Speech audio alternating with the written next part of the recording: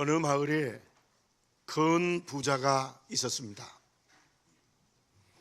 아들이 셋이 있는데 아버지가 아들 세대에게 재산을 물려주기 위하여 숙제를 내주었습니다.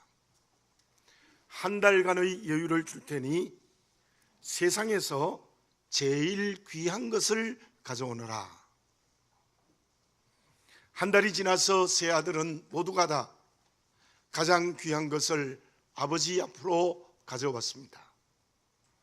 첫째 아들은 금을 가져왔고 둘째 아들은 왕관을 가져왔습니다.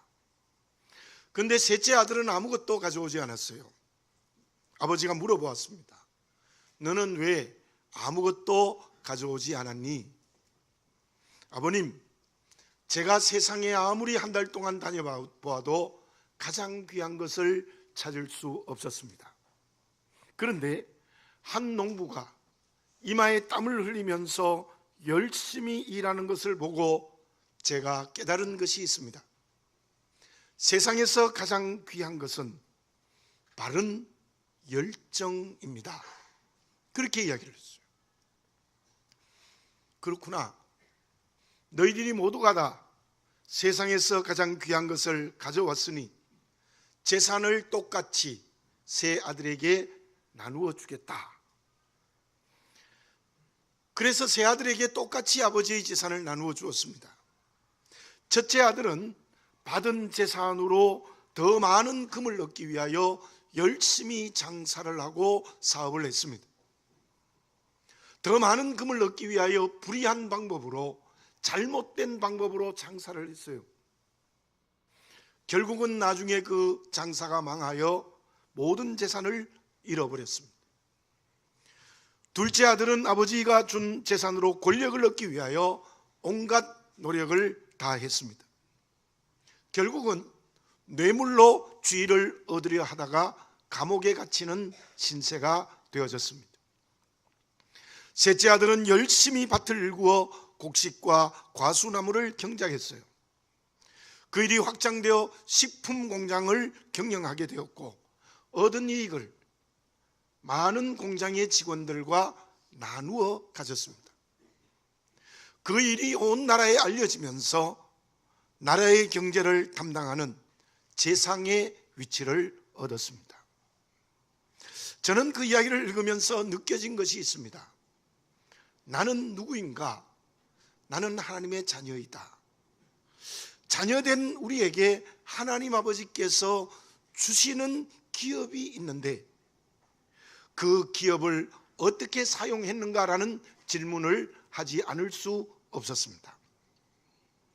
하나님 아버지께서 저와 여러분에게 자녀된 나에게 주신 기업이 있습니다. 그것이 무엇입니까? 오늘 본문의 말씀 21절 22절을 봉독해 드립니다. 사망이 한 사람으로 말미암았으니 죽은 자의 부활도 한 사람으로 말미암는도다. 아담 안에서 모든 사람이 죽은 것 같이 그리스도 안에서 모든 사람이 삶을 얻으리라. 읽은 말씀의 내용이 무엇입니까? 아담 한 사람이 죽어서, 죄로 죽어서 우리도 똑같이 죄로 죽었다. 그런데 그와 같이 예수 그리스도라는 한 분 때문에 우리는 모두가 다 살았다. 그런 내용입니다. 그것을 20절과 23절에서는 어떻게 말씀하고 있습니까? 그러나 이제 그리스도께서 죽은 자 가운데서 다시 살아나사 잠자는 자들의 첫 열매가 되셨도다. 그러나 각각 자기 차례대로 되리니 먼저는 첫 열매인 그리스도요, 다음에는 그가 강림하실 때에 그리스도에게 속한 자요. 우리가 예수님 한 분만으로 영원한 생명을 얻었다는 뜻이 무엇입니까? 주님이 십자가에 죽으시고 3일 만에 무덤 문을 열고 다시 살았습니다. 다시 부활하셨습니다. 그것이 첫 열매이고 저와 여러분들이 그리스도에 속했기 때문에 그 다음 열매가 되었다는 의미입니다. 하나님 아버지께서 주님의 십자가의 은혜를 통하여서 주님이 부활하신 것처럼 나도 부활의 후사가 되어 다시 살았다는 겁니다. 하나님께서 나에게 주신 중요한 기업이 무엇인가 하면 주님의 부활의 후사입니다. 주님이 무덤문에서 다시 살아난 것처럼 나도 무덤문에서 다시 살아나는 부활을 우리에게 기업으로 주셨다는 거예요. 뿐만이 아닙니다. 에베소서 2장 5절과 6절에 이런 말씀이 있습니다. 허물로 죽은 우리를 그리스도와 함께 살리셨고 너희는 은혜로 구원을 받은 것이라. 또 함께 일으키사 그리스도 예수 안에서 함께 하늘에 앉히시니. 그럼 저를 한번 따라서 해볼까요? 그리스도 예수 안에서 함께 하늘에 앉히시니. 저와 여러분들은 부활의 기업을 얻었을 뿐만 아니라 또 하나의 기업이 있는데 그게 무엇인가 하면 예수님이 부활하셔서 40일 동안 계시다가 하늘나라로 승천하셨습니다. 그 예수님과 함께 나도 하늘의 자리에 앉았다는 거예요. 저와 여러분들은 하나님께서 예수님과 함께 승천의 후사가 되게 해주신 겁니다. 여러분, 주님의 자녀된 저희들에게 하나님은 엄청난 기업을 주셨어요. 부활의 후사, 죽음의 문을 연 생명의 기업, 승천의 후사, 주님과 함께하는 영원히 천국에 앉는 그리스도인이 되게 해주셨다는 거예요. 세상에 이러한 기업을 줄 사람은 아무도 없습니다. 세계에서 가장 큰 부자, 세계에서 가장 높은 자리를 가져도 그 자녀에게 그것 줄 수 없는 겁니다. 오직 하나님께서 저와 여러분에게 생명의 기업이라는 후사가 되게 해주셨습니다. 영원한 천국의 후사라는 승천의 기업을 허락하여 주셨습니다. 이 기업이 내게 확실히 믿어지는 오늘 부활절 예배가 되어지시기를 바라겠습니다. 문제는 그렇게 준 엄청난 부활과 승천의 기업을 오늘 내가 어떻게 사용하느냐입니다. 아버지 되신 하나님이 주님을 통해 주신 그 기업에 합당한 열정이 우리에게 있어야 됩니다. 부활의 삶을 오늘의 삶의 자리에서 살아야 합니다. 천국의 소망이 오늘의 삶으로 사라져야 합니다. 그렇게 살아가기 위해서 우리에게는 뜨거운 열정이 필요합니다. 바른 열정이 필요합니다. 금으로 되는 것이 아닙니다. 왕관으로 되는 것이 아닙니다. 바로 뜨거운 열정이 있을 때, 바른 열정이 있을 때 놀라운 하나님의 역사, 성령의 열매가 맺혀집니다. 그 사람이 부활의 기쁨이 있고 천국의 소망이 있는 그리스도인이 되는 줄로 믿습니다. 그러면 그렇게 부활과 천국의 후사가 된 우리가 바른 열정으로 살기 위하여 나는 어떤 사람이 되어야 할까요? 안성민 씨가 쓴 How to 워라벨이라는 책이 있습니다. 그는 자신의 이야기를 그 책에서 이렇게 소개하고 있습니다. 대학을 졸업하고 대형 백화점에 취직을 했습니다. 그는 그 회사에 취직하면서 고객에게 정말 친절과 사랑으로 대하겠다는 큰 사명을 가지고 취직을 했어요. 그런데 스스로 심각한 고민에 빠졌습니다. 밤 10시까지 근무합니다. 밤 10시로 근무가 끝나는 것이 아니에요. 새벽까지 일을 합니다. 집에 와서 잠깐 눈을 붙이고 옷 갈아입고 다시 출근합니다. 그 일이 계속되자 그는 불현듯 이런 생각이 들었어요. 나는 누구인가? 나는 도대체 어디에 있는가? 그 일 때문에 자기를 잃어버렸습니다. 그는 고민 끝에 결단을 합니다. 과감하게 그 회사를 버립니다. 그리고 6시에 퇴근하는 직장으로 옮겼습니다. 결혼을 하고 아내와 아들이 있었습니다. 그리고 그는 이렇게 고백합니다. 그때 나는 나를 찾았습니다. 아내가 보이기 시작했고 아들이 내 눈에 보이기 시작했고 다른 사람들이 내 눈에 보이기 시작했다는 겁니다.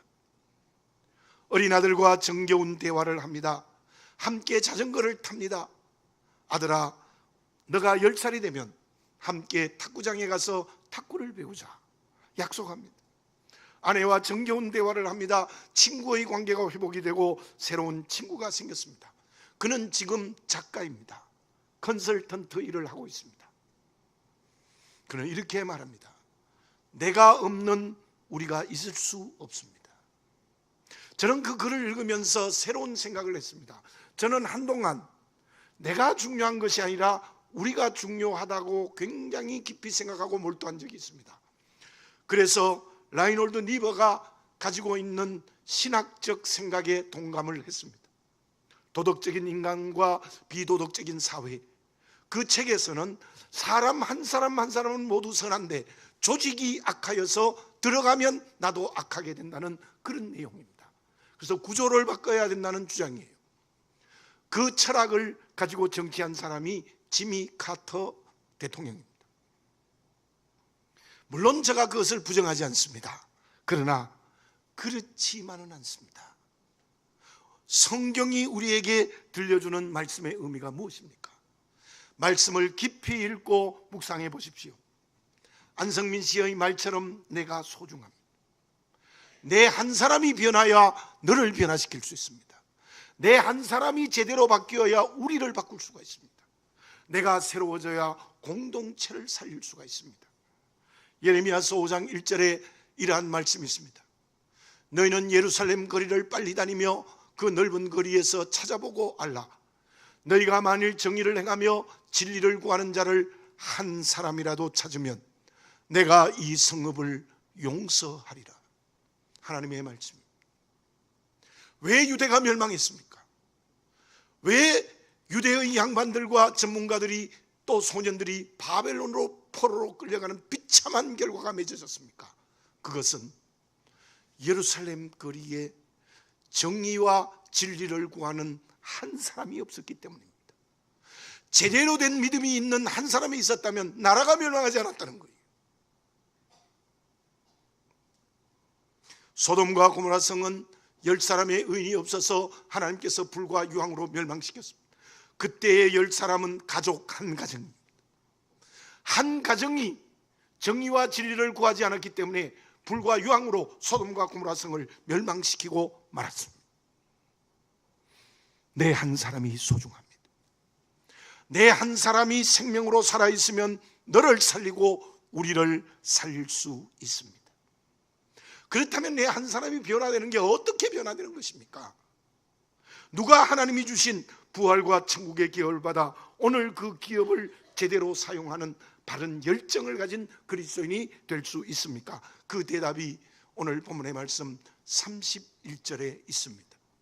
바울의 고백입니다. 형제들아, 내가 그리스도 예수 우리 주 안에서 가진 바 너희에 대한 나의 자랑을 두고 단언하노니 나는 날마다 죽노라. 여러분들 저를 따라서 해보십시오. 나는 날마다 죽노라. 한 번 더, 나는 날마다 죽노라. 이 말씀이 그 열쇠입니다.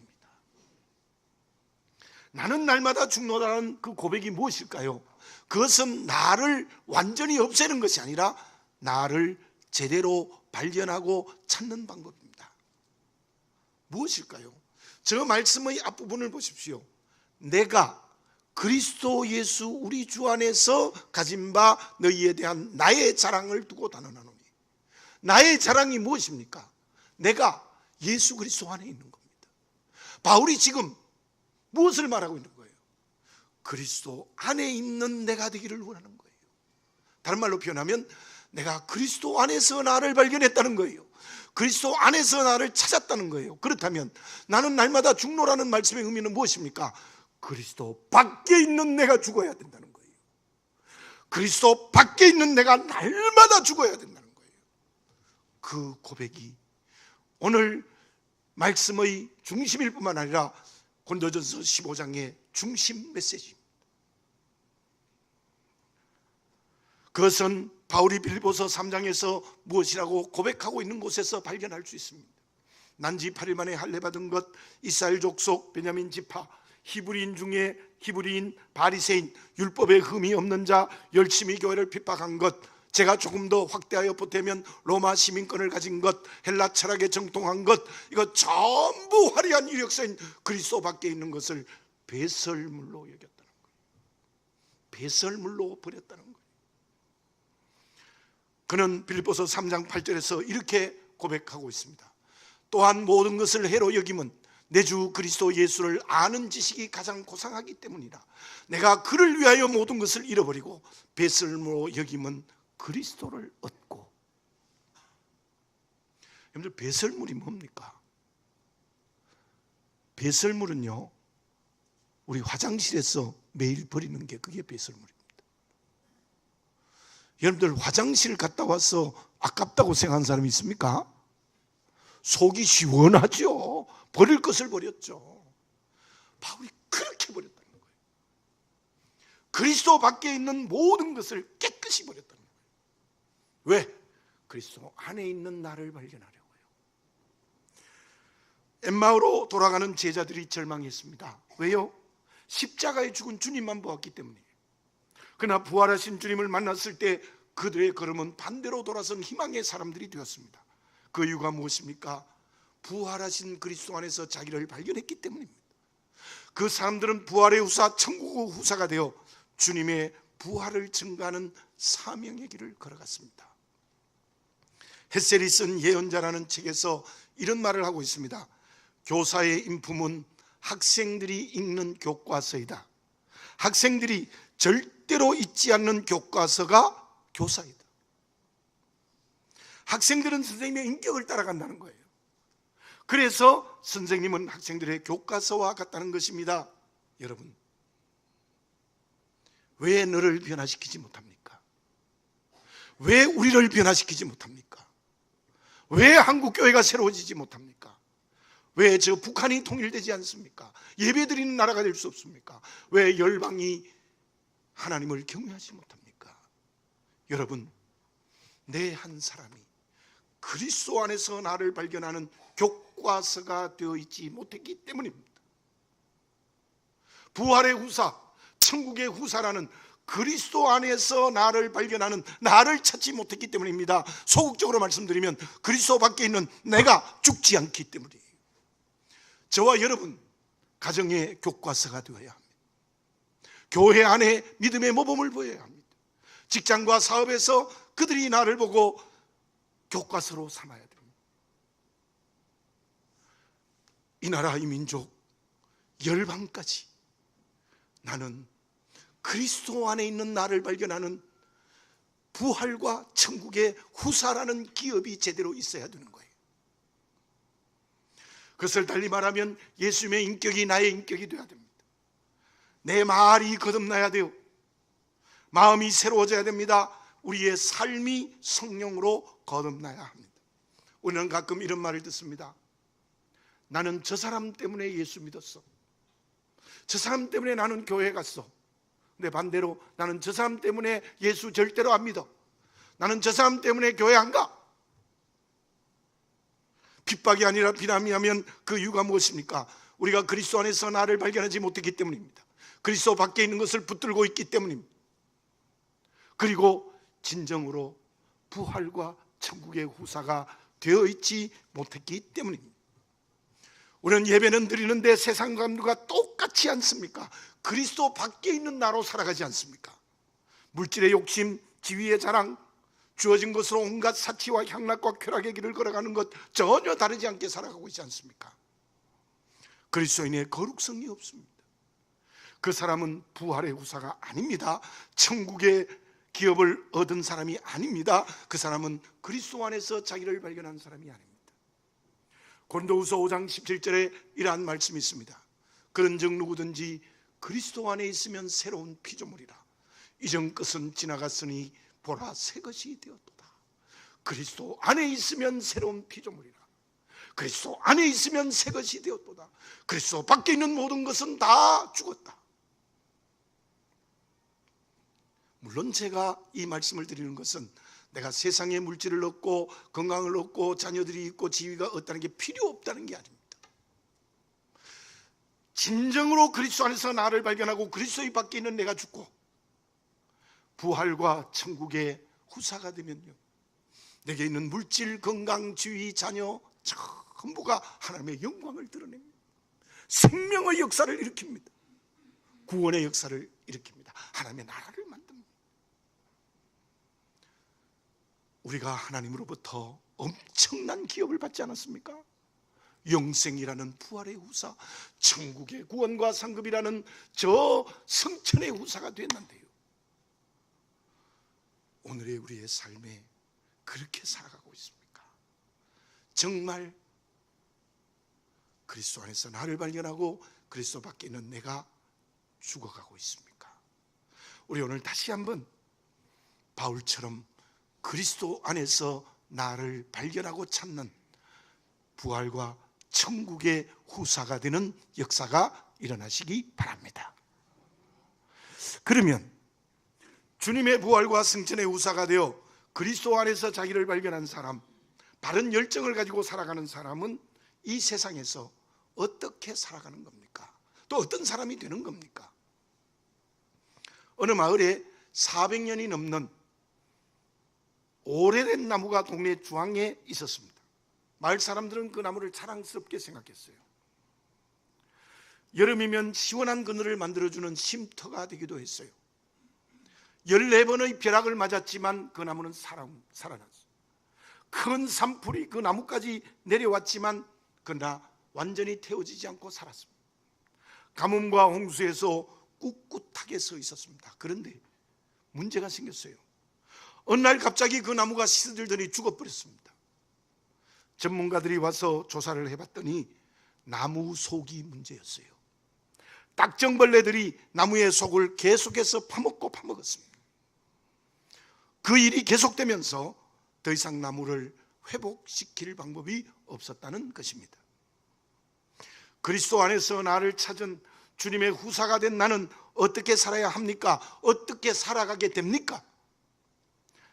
30절과 32절을 제가 봉독해 드리겠습니다. 또 어찌하여 우리가 언제나 위협을 무릅쓰리요? 내가 사람의 방법으로 에베소에서 맹수와 더불어 싸웠다면 내게 무슨 유익이 있으리요? 죽은 자가 다시 살아나지 못한다면 내일 죽을 터이니 먹고 마시자 하리라. 이 바울의 고백이 무엇입니까? 복음을 증거하는 길이 환난과 박해와 핍박이 많았다는 거예요. 에베소에서는 얼마나 심했던지 맹수와 싸우는 것 같은 박해가 있었다는 거예요. 그러나 바울은 어떻게 했습니까? 그 모든 환경과 관계에서 오는 고난을 넘어갔습니다. 이겼습니다. 극복했습니다. 그래서 사람을 구원하고 교회가 세워지는 역사가 일어났어요. 그 이유를 무엇이라고 말하고 있습니까? 죽은 자가 다시 살아나지 못한다면 내일 죽을 터이니 먹고 마시자 하리라. 내게 부활의 후사가 되지 않았다면, 주님과 함께 부활되지 않았으면 나는 먹고 마시고 즐기며 쾌락하며 살았을 거다. 그러나 나는 부활의 후사이기 때문에 외부적 환경의 관계의 핍박과 환난을 다 이기고 극복하고 넘어섰다. 그런 고백을 여기서 하고 있는 겁니다. 33절과 34절을 봉독해 드립니다. 속지 말라. 악한 농부들은 선한 행실을 더럽히나니 깨어 의를 행하고 죄를 짓지 말라. 하나님을 알지 못하는 자가 있기로 내가 너희를 부끄럽게 하기 위하여 말하노라. 나쁜 친구를 사귀면 마음이 더러워진다는 거예요. 행실이라고 했지만 실제적으로는 마음이 더러워지기 때문에 행동이 잘못되는 거예요. 깨어라는 말씀은 마음이 세상의 쾌락을 따라가면 안 된다는 거예요. 속지 말고 의를 행하고 죄를 짓지 말라는 말씀은 정신을 차리라는 뜻이에요. 그 모든 말씀은 무엇을 말하고 있습니까? 마음이 거룩해지고 구별되자 해요. 마음이 세속에 취하지 말고 성령으로 충만해져야 된다는 겁니다. 바울은 오늘 본문의 말씀에서 두 가지를 고백하고 있습니다. 하나는 외부의 문제이고 하나는 마음의 문제입니다. 믿음으로 살기 위하여 벼락 맞은 적이 있습니까? 큰 산불을 경험하지 않았습니까? 가뭄과 홍수는 없었습니까? 모두 있었을 것입니다. 저도 많이 있었습니다. 그것에 어떤 때는 넘어지기도 했지만 하나님의 은혜로 다시 일어났습니다. 그래서 바울처럼 성령의 능력으로 그 고난을 넘어서고 이기고 극복했습니다. 그래서 오늘 저와 여러분들이 부활의 기쁨으로 예배드리고 있지 않습니까? 달리 말씀드리면 우리가 주님의 부활과 승천의 후사가 되었으면 어떤 외부의 환경이나 관계의 핍박에 넘어지면 안 됩니다. 이겨야 합니다. 넘어서야 됩니다. 극복해야 합니다. 그렇지 않으면 주님의 부활과 승천의 후사가 될 수 없습니다. 그런데요, 더 중요한 것은 마음이 문제입니다. 마음이 거룩해져야 돼요. 마음이 정결해져야 돼요. 그렇지 않으면 우리 마음의 욕심이 채워져요. 시간이 갈수록 교만해져요. 마치 딱정벌레들이 우리의 마음을 갉아먹는 것처럼 갉아먹어요. 죄의 행동을 하게 됩니다. 상처받습니다. 열등감으로 살아갑니다. 결국 죄로 행동하게 됩니다. 결국 우리의 영이 죽습니다. 사랑하는 교우 여러분들, 믿음 때문에 환경과 관계에 어려움이 있습니까? 신앙의 길을 걸어가기 때문에 받는 마음의 미혹이 있습니까?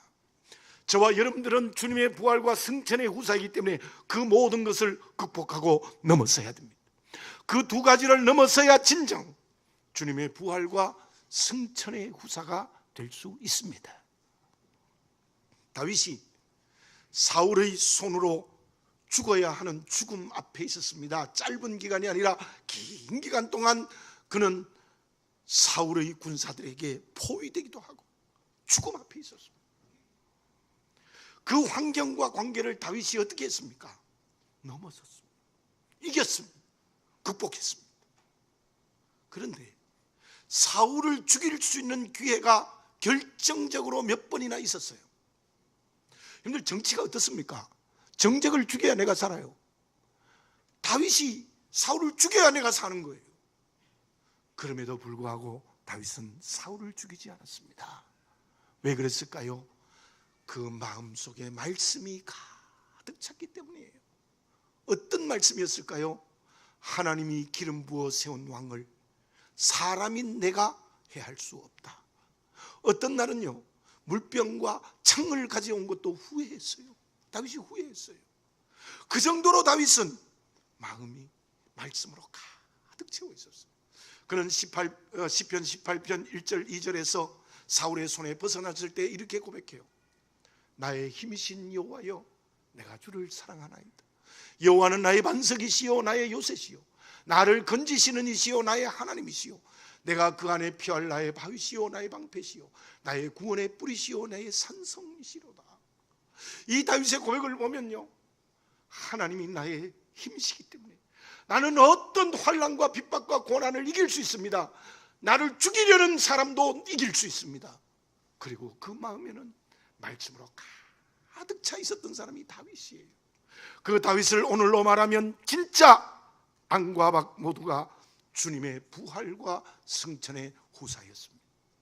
그런데 그 다윗을 죽이려던 사울은 어떻습니까? 왕이었지만 환경과 관계의 종이었습니다. 다윗이 백성들에게 인기가 있는 환경과 관계를 말씀대로 넘고 극복하고 이길 수 없었어요. 그래서 다윗을 죽이려고 온갖 힘을 다했어요. 그는 환경과 관계에서도 넘어졌고 그 마음은 권력의 욕심으로 가득 채워졌어요. 그 결과가 비참하게 죽는 하나님의 심판을 받을 수밖에 없었던 것입니다. 저와 여러분들 어떻습니까? 내가 진정 주님의 부활과 승천의 후사가 되어 그리스도 안에서 나를 발견했습니까? 그리스도 밖에 있는 나를 날마다 버리고 죽는 길을 경건을 통하여 걸어가고 있습니까? 그러면 환경과 마음의 어떤 위기도 이기고 넘어갑니다. 내 마음도 그리스도께서 살아계시는 성령 충만한 사람이 되는 겁니다. 그 사람이 그리스도 안에서 자기를 발견한 주님의 후사입니다. 베드로전서 5장 6절 7절에 이러한 말씀이 있습니다. 그러므로 하나님의 능하신 손날에서 겸손하라. 때가 되면 너희를 높이시리라. 너희 염려를 다 주께 맡기라. 이는 그가 너희를 돌보심이라. 여러분, 하나님의 능하신 손아래서 겸손하십시오. 너희 염려를 다 주께 맡기십시오. 왜요? 하나님이 나를 돌보시고 계시고 때가 되면 나를 하나님이 높여주시기 때문에. 주님의 부활과 승천의 후사가 된 하나님의 자녀임이 더 분명해지는 믿음을 가지시기 바랍니다. 그래야 그리스도 밖에 있는 내가 죽고 그리스도 안에 있는 나를 찾습니다. 그 사람이 환경과 마음의 시험을 이기고 넘어섭니다. 부활의 기쁨은 단순한 낭만이 아닙니다. 즐기는 것이 아닙니다. 재미있는 것이 아닙니다. 주님의 후사가 될 때 진정 부활의 기쁨이 넘치게 되는 줄로 믿으시기 바랍니다. 그러면 주님의 후사가 되는 사람과 그렇지 않는 사람의 차이는 무엇입니까? 오늘 본문의 말씀 24절에서 28절까지의 말씀을 교독하겠습니다. 제가 한 절 읽고 여러분들 한 절 읽고 마지막은 같이 읽겠습니다. 그 후에는 마지막이니 그가 모든 통치와 모든 권세와 능력을 멸하시고 나라를 아버지 하나님께 바칠 때라.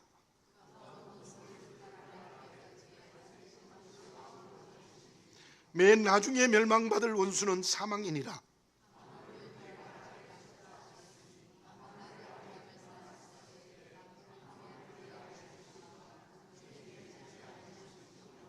같이 읽겠습니다. 만물을 그에게 복종하게 하실 때에는 아들 자신도 그때에 만물을 자기에게 복종하게 하신 이에게 복종하게 되리니 이는 하나님이 만유의 주로서 만유 안에 계시려 하심이라. 아멘. 이 말씀이 복잡하게 기록이 되어져 있는데 제가 해석을 해드리겠습니다. 무슨 말씀인가 하면 예수님이 재림하시면 새하늘과 새 땅이 이루어지는데 그때 반드시 심판이 있다는 겁니다. 오늘 본문의 말씀에 보면은 권세와 능력, 통치를 멸하신다, 그런 말씀이 있죠. 이게 무슨 말씀인가 하면은요, 이 세상에 믿지 않는 그리스도 밖에 있는 모든 사람은 멸망의 길을 걸어갑니다. 심판으로 멸망당합니다. 그러나 주님의 후사인 그리스도 안에 있는 성도들은 새하늘과 새 땅에서 주님과 함께 왕노릇하게 된다는 겁니다. 뿐만이 아닙니다. 이 말씀이 우리에게 주고 있는 또 하나의 메시지는 저 영원한 하나님의 나라에서 주님과 함께 영원히 왕노릇할 것을 소망하는 그리스도인은 오늘 베드로전서의 말씀처럼 왕같은 제사장이 된다는 거예요. 왕같은 제사장이 되어 하나님이 창조한 이 모든 세상을 정복할 수 있는 정복의 힘을 주시어서 사람을 구원하고 하나님의 나라를 이루고 교회를 세우는 그런 역사를 일으키는 사명의 그릇이 되게 해주시겠다는 약속입니다. 여러분, 좋지 않습니까? 참 보세요. 저와 여러분들은 부활과 승천의 기업을 받았어요. 거기다가 하나님은 지금 나를 왕같은 제사장이 되게 해주셔서 온 세상을 다스리게 해주신다니까요. 그런 우리는 영원한 천국, 저 새하늘과 새 땅에서 주님과 함께 왕노릇하게 된다는 거예요. 얼마나 행복합니까? 행복하지 않습니까? 예. 제가 간증을 하나 하겠습니다. 참 제가 부끄러운 고백을 하면 이 목사가 되면 행복해야 되는데 죄송하지만 행복하지 못했어요. 교회에 어떤 일이 생기면 부담이 되고 잠이 오고 힘들고 굉장히 어렵다 생각하는 게 너무 많았어요. 그런데요, 지난 일주일 특별 새벽 기도를 하면서 화요일 새벽입니다. 설교를 하고 같이 기도하고 딱 이 앞에 엎드렸는데 너무너무 행복한 거예요. 이상해요. 이게 내 마음이 아닌 것 같아요. 성령이 주셨던 행복이 틀림이 없어요. 너무 마음이 행복한 거예요. 왜 내가 이렇게 행복할까? 나는 부담이 많이 목회하고 있는데 그 성령이 행복을 주시는데 제 마음에는 이런 생각이 들었어요. 나는 부활과 천국의 후사가 되었으니, 왕같은 제사장이 되었으니 어떻게 행복하지 않냐? 그래서 너무너무 행복한 마음을 주셨어요. 계속 행복했으면 좋겠습니다. 그런데요, 자꾸 넘어서야 돼요. 또 넘어서서 바울이 감옥 속에 집어넣어도 기쁘다, 감사하다 하는 것처럼 그렇게까지 가야 될 것 같아요. 실제로 우리는 너무너무 행복한 거예요. 부활과 천국의 후사가 되었지요. 저 영원한 새하늘과 새 땅에 주님과 함께 왕노릇하게 되죠. 오늘을 왕같은 제사장이 되게 해줬으니 얼마나 놀라운 행복입니까? 여러분들, 저와 같이 그렇게 행복한 주님의 후사가 되었으면 좋겠습니다. 주님의 부활과 승천의 후사입니까? 그 믿음이 오늘의 삶에 살아 움직이고 있습니까? 기도드리겠습니다. 거룩하신 아버지 하나님, 다시 한번 나를 정직하게 보게 하시고 기도와 말씀 묵상 경건의 훈련으로 그리스도 밖에 있는 나를 다 버리고 죽으며 그리스도 안에 있는 나를 제대로 발견하여 내 마음이 성령으로 충만해지게 해 주시옵소서. 그것이 주님의 부활과 승천의 후사가 되어 왕같은 제사장으로 오늘을 살아가는 행복한 그리스도인이 되게 해 주시옵소서. 저 영원한 천국에 주님과 함께 왕노릇하는 것을 소망하며 오늘 주의 이름 증거하고 하나님의 나라를 이끌어가는 왕같은 제사장으로 살아가게 하여 주시옵소서. 나의 힘이 되신 여호와여, 내가 주를 사랑합니다. 그 다윗의 고백이 나의 고백이 되게 해 주시옵소서. 예수님의 이름으로 기도드립니다. 아멘.